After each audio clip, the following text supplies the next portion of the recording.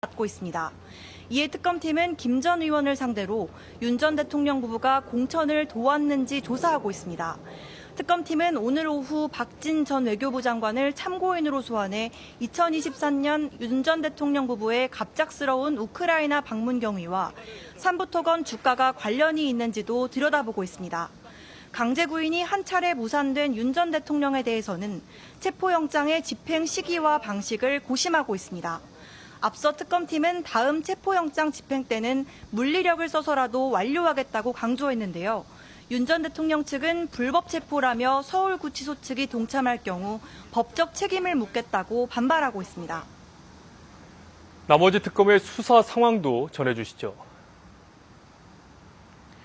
네, 순직해병특검팀은 오늘 박성재 전 법무부 장관의 차량과 휴대전화 등에 대한 압수수색을 진행했습니다.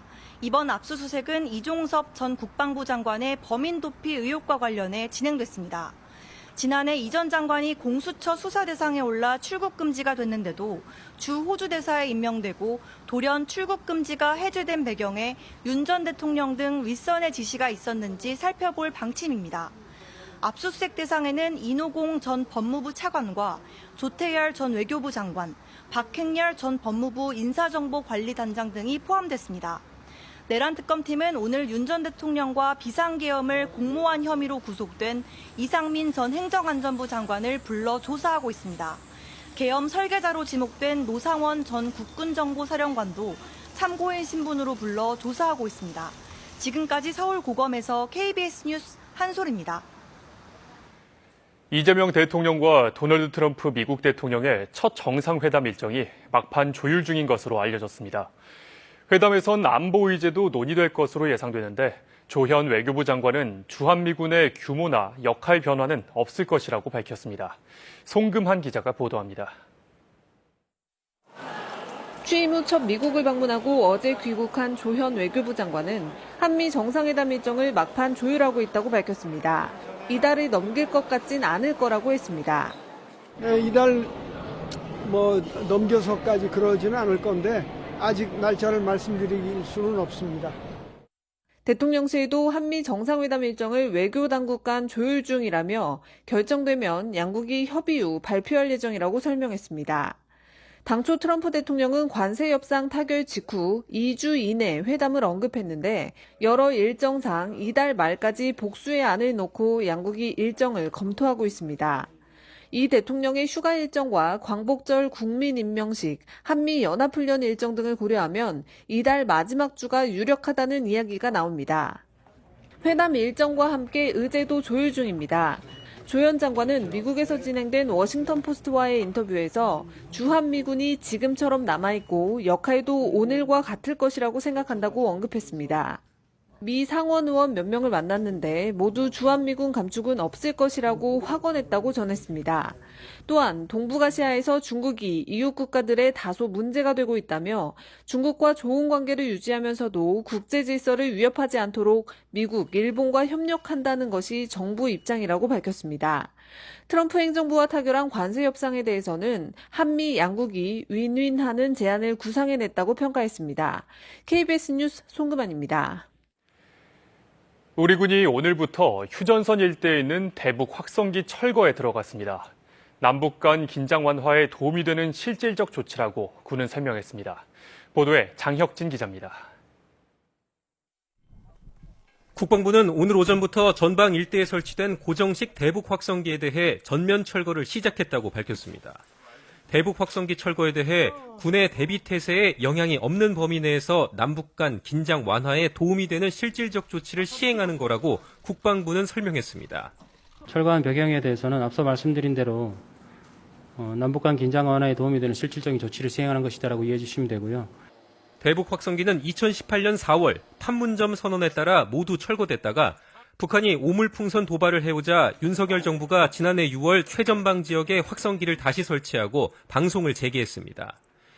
이재명 정부는 취임 일주일 만인 지난 6월 11일 오후부터 대북 확성기 방송을 중지했고 50여일 만에 전면 철거에 들어갔습니다.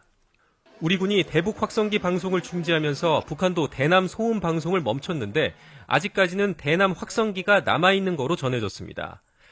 군 관계자는 북한 측에서 대남 확성기를 철거하는 움직임은 포착되지 않았고 일부 장비를 정비하는 장면이 관측됐다고 말했습니다. 군은 이번 조치가 북한과 사전 협의 없이 독자적으로 결정된 사안이라면서 6월 확성기 방송 중지 이후 내부 논의를 거쳐 추진된 후속 조치라고 설명했습니다. 그러면서 이번 철거는 수일 내로 마무리될 예정이라고 덧붙였습니다. KBS 뉴스 장혁진입니다. 국방부가 최일 국방홍보원장의 직위를 해제했다고 오늘 밝혔습니다. 국방부는 앞서 지난달 최 원장의 12.3 계엄 이후 진보성향신문 절독 지시와 이재명 대통령 취임 후 한미 정상 간 첫 통화 보도 제한 지시 등 여러 의혹에 대한 감사를 실시했습니다. 국방부는 감사 결과에 따라 중앙징계위원회에 최 원장의 징계를 요구하고 징계 의결 시까지 그 직위를 해제했습니다. 또 법률 위반이 의심되는 사안은 수사 의뢰했습니다. 중대재해가 잦은 기업은 대출을 제한하는 방안을 정부가 검토하고 있습니다.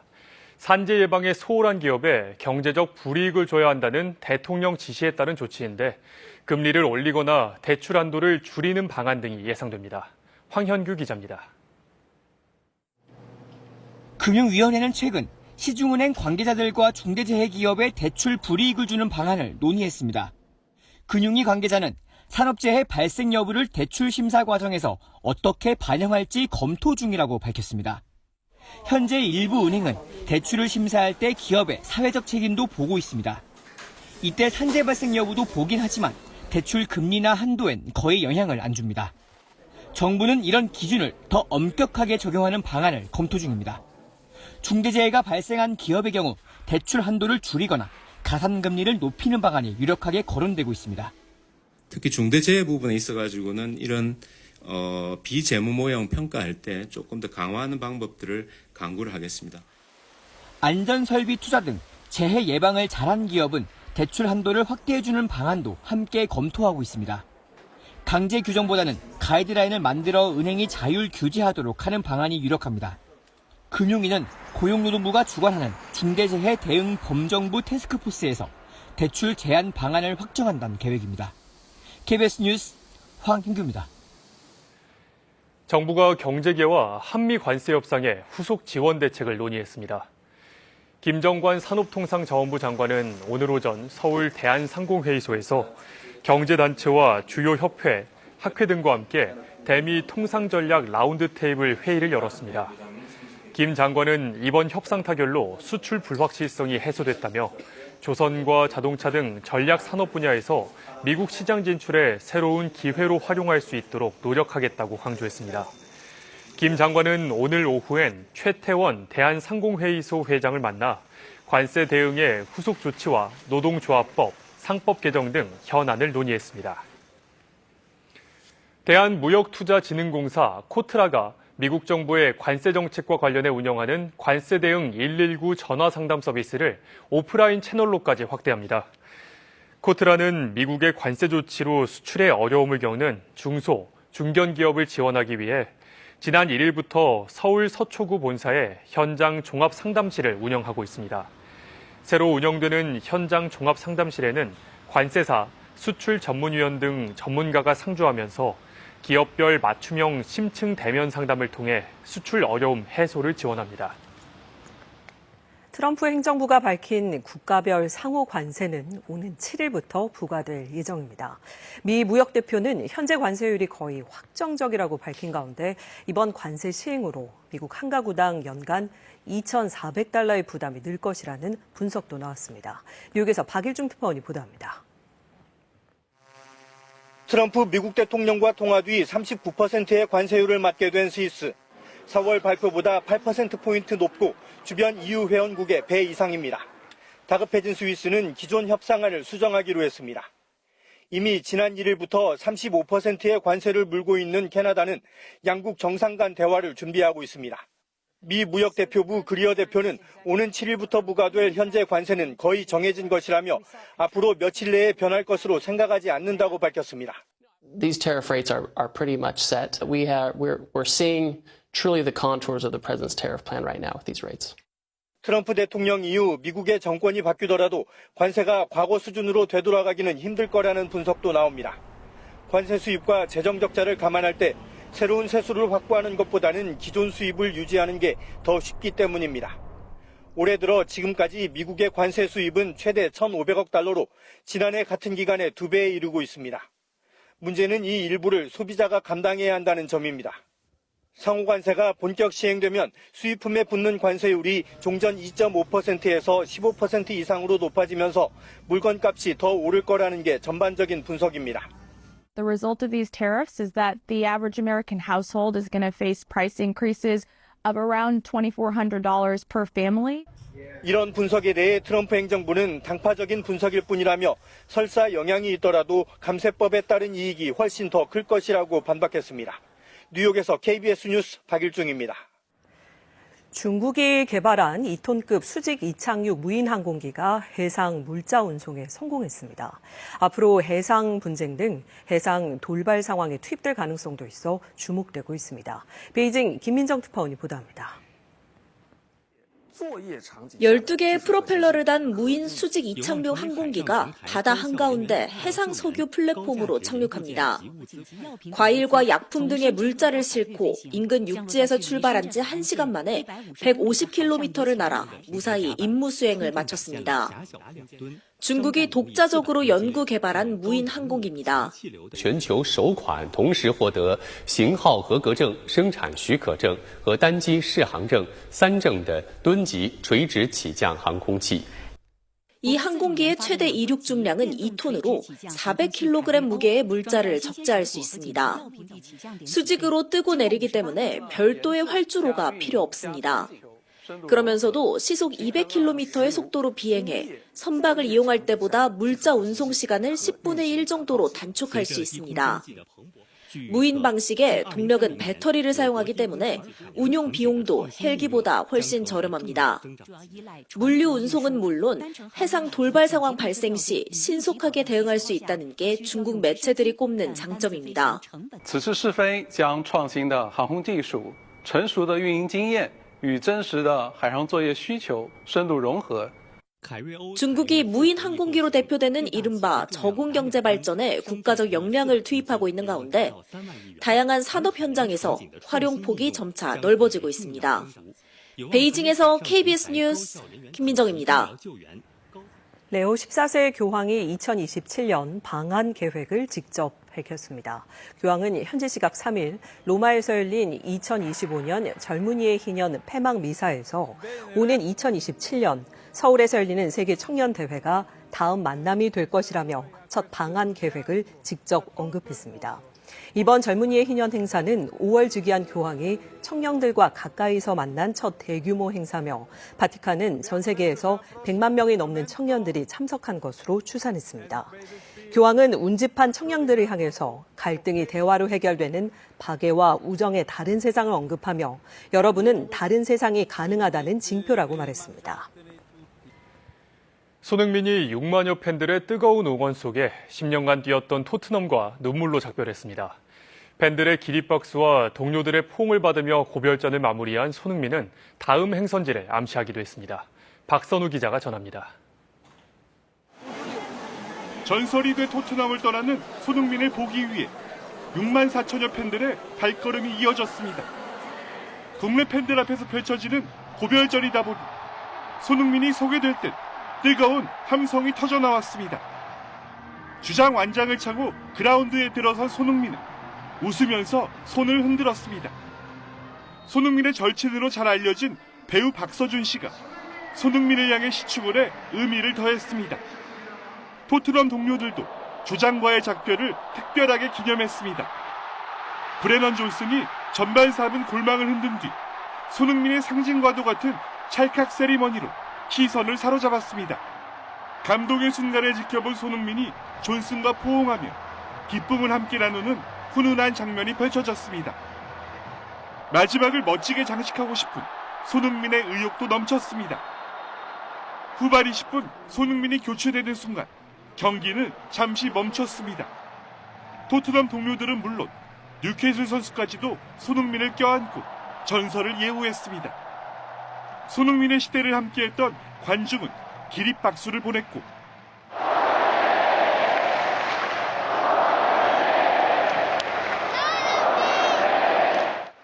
동료들에게 둘러싸인 손흥민은 끝내 눈시울을 붉혔습니다. 벤치에 앉아 작별을 실감한 손흥민, 벅찬 감격을 숨기지 못했습니다. 경기가 끝난 뒤 찰칵 세리머니를 펼쳤고 동료들의 행가래를 받으며 성대했던 고별전을 마무리했습니다. 새 행선지로 LAFC가 유력하게 떠오른 가운데 손흥민도 이를 암시하는 듯한 발언을 내놓았습니다. 조금 기다려주시면 좋을 것 같아요. 엄청 좋은 정보 드렸으니까 기자님들이 한 말 양보해 주시면 감사하겠습니다. 아름다운 이별을 뒤로하고 새로운 도전에 나서는 손흥민의 미래에 팬들의 관심이 집중되고 있습니다. KBS 뉴스 박선우입니다. 정부가 추진하는 독자 AI 파운데이션 모델, 이른바 KAI 사업에 대한 중간 심사 결과 네이버 클라우드, LG AI 연구원, SKT, NCAI, 업스테이지 등 5팀이 선정됐습니다. 과학기술정보통신부는 지난달 발표 평가를 통해 참여 기업들을 종합적으로 확인해 이같이 결정했다고 오늘 밝혔습니다. 이번에 선정된 5개 팀은 100억 원 규모의 데이터를 구매해 다음 달부터 제공받을 수 있습니다. 정부는 내년 추가 평가를 거쳐 2팀을 최종 선발할 방침입니다. 민생회복 소비 쿠폰이 지급된 첫 일주일 동안 소상공인 매출이 그 전주보다 2%가량 늘었다는 조사 결과가 나왔습니다. 경영정보업체인 한국신용데이터가 소상공인 사업장 38만 2천여 곳의 카드 매출 자료를 분석한 결과 지난달 21일부터 27일까지 전국 소상공인 평균 카드 매출액은 전주보다 2.2% 늘었습니다. 업종별로는 안경원 매출이 전주보다 56.8% 오르며 증가율이 가장 높았고 패션, 의료업 매출도 28.4% 늘었습니다. 경상남도 진주시가 대한민국 기업가정신관 건립을 본격적으로 추진합니다. 진주시는 오늘 서울 국회 도서관에서 대한민국 기업가정신관 건립정책 포럼을 열고 기업가정신관 건립 당위성과 정부 예산 반영 등에 대한 공감대 형성을 위해 다양한 의견을 청취했습니다. 조규일 진주시장은 이 자리에서 기업가정신의 가치를 세계로 확산하고 미래 세대로 계승, 발전시키겠다고 말했습니다. 진료에 불만을 품고 서울대병원에 휘발유를 뿌린 남성이 경찰에 붙잡혔습니다. 서울 해화경찰서는 공중 협박 혐의로 80대 남성을 현행범으로 체포했다고 밝혔습니다. 이 남성은 지난달 30일 오전 9시 50분쯤 병원 진료에 불만을 품고 서울 종로구 서울대병원 통행로에 휘발유를 뿌린 혐의를 받습니다. 당시 신고를 받고 출동한 경찰은 남성을 체포하고 휘발유통을 압수했습니다. 이어서 오늘의 주식 시황을 KB증권에서 전해드립니다. KB증권입니다. 지난 금요일 낙폭이 과대했다는 인식 속에 국내 증시 반등했습니다. 양시장에서 저가 매수세가 유입되며 코스피는 3,150선에 근접했고 코스닥도 1%대 강세였습니다. 오늘 코스피는 28.34포인트 상승한 3,147.75에 코스닥은 11.27포인트 오른 784.06에 마감했습니다. 고용 충격 등으로 주말 미국 증시는 하락 마감했습니다. 코스피 시장 한때 하락 반전하기도 했지만 상승으로 방향을 돌린 뒤 오름폭을 키웠습니다. 수급에서 개인은 매도를, 외국인과 기관은 순매수했습니다. 원전과 인터넷 등 강세를 보인 반면 조선과 철강 일부 종목은 약세를 나타내는 등 순환매 흐름이 이어졌습니다. 삼성전자 강세 속에 HD 현대인프라코어 52주 신고가를 기록하는 등 건설기계 관련주 흐름 좋았습니다. 반면 대한조선과 현대엘리베이터는 약세였습니다. 코스닥 시장에서는 알테오젠 등 제약바이오주와 엔터주 강세가 돋보였습니다. 이 시각 현재 달러화에 대한 원화 환율은 1,385원에 거래되고 있습니다. 지금까지 KB증권이었습니다. 강한 호우구름이 물러나고 서울은 현재 다시 파란 하늘을 되찾았습니다. 폭염특보도 다시 곳곳에 내려졌습니다. 경기 북부와 남부지방 일부 지역에는 폭염경보가 발효 중에 있습니다. 아직 남부지방 곳곳에는 여전히 비가 내리고 있습니다. 내일 새벽까지 더 이어질 텐데 대구와 경북 지역에 최대 80mm 이상, 경남에 10에서 60mm, 강원 남부와 충청, 호남에도 비가 조금 더 내리겠습니다. 내일 하늘에는 구름이 다소 많겠고 강원과 충청, 남부지방 곳곳에는 한때 소나기가 내릴 수 있겠습니다. 내일 아침 기온 서울이 27도, 전주가 26도, 청주 26도, 대구 26도로 오늘 밤에도 더위가 나타나겠습니다. 한낮에는 서울이 33도, 청주가 34도, 전주 34도, 대구 35도로 오늘만큼 덥겠습니다. 바다의 물결은 최고 3.5m까지 높게 일겠고 남해안과 제주 해안은 높은 너울성 파도에도 유의하셔야겠습니다. 모레는 중부지방에 다시 120mm 이상의 큰 비가 예보되어 있어서 주의하셔야겠습니다. 날씨였습니다. 이상으로 KBS 5시 뉴스를 마칩니다. 시청해주신 여러분 고맙습니다.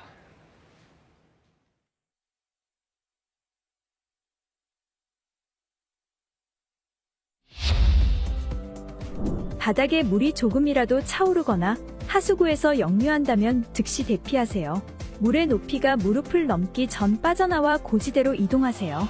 물의 높이가 무릎을 넘었다면 문이 열리지 않을 수 있습니다. 119에 구조를 요청하세요. 계단에서는 중심을 잃지 않도록 난간을 잡고 이동하세요. 대피 시 발을 보호하기 위해 운동화를 신어주세요. 8월 20일 오후 2시 공습 대비 인방위 훈련을 실시합니다. 공습 경보가 울리면 가까운 대피소로 대피하고 소방차, 앰뷸런스가 오면 꼭 양보 운전해주세요. 적극적인 참여가 우리 모두의 안전을 지킵니다.